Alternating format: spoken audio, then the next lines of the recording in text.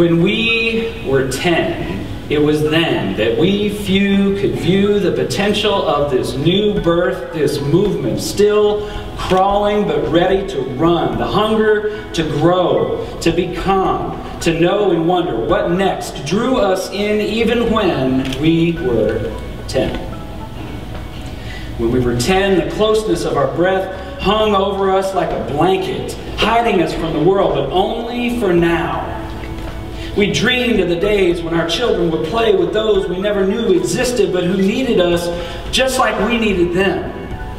We knew someday we'd say, "Do you remember when we were 10?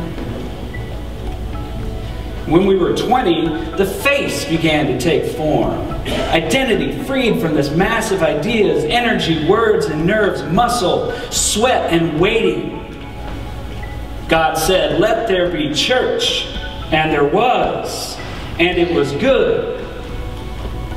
No time to let down. We get down to the business of building lives founded on faith, found in a kind word, a tear, a broken heart, open hands. This band of would-be disciples delight in the sight of one or two brave enough to turn the corner and say, "Who are you?" When we were 20, it was so easy to know because it seemed like just yesterday when we were 10. When we were 50, the seats bowed and the walls swelled with energy beyond the sum of the parts. The whole was made up of thirsty souls clinging to the gospel like sinew married to bone. Jesus himself might have said, "Hey, that's not bad." And if we do say so ourselves, it was nifty to be 50. The life that brimmed from every crevice of our ramshackle shack rocked us back on our heels so far we lost balance, falling into a jubilee of yes, and here it is, and at last we have arrived. When we were 50, it hit me that this became something from nothing. This body, this concoction of the conviction of a faithful few who knew we could do what we set our mind to, even when we were 10.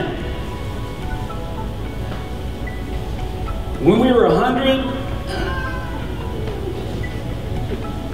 the disciples' din became a rumble in my stomach. When one day my seat was filled with some guy who didn't know well enough to shift to the left, where all the visitors always sit. I let him stay, not because I'm nice that way, but because right next to him is that woman who talks me under the pew until I'm blue in the face. My ears are bleeding. No pleading could shut her up. So maybe I'll just sit in the back this time. From here I notice some of my 10 are missing. Their space filled with faces untraceable back to our roots where we began. Why were we even here? Did they even know? Do I hear a thank you or bless you or here's your seat back, a 1 of 10? No. They just sit there unaware. If their 10 had not been, this gift that lifted them closer to God would be nothing but mental dust on an old book, shoved deep in the recesses of our minds. It is definitely not like when we were 10. Now, here we are, back where we started. 10 faithful, true to the cause, our cause. Not tossed about by someone who knows not what they have. We see what needs to be. What they took from me, they felt free to redefine my church. Let's see them try. But my church is here now, with me, where it ought to be. I don't know why we tried so hard to be more than this. Feels like old slippers.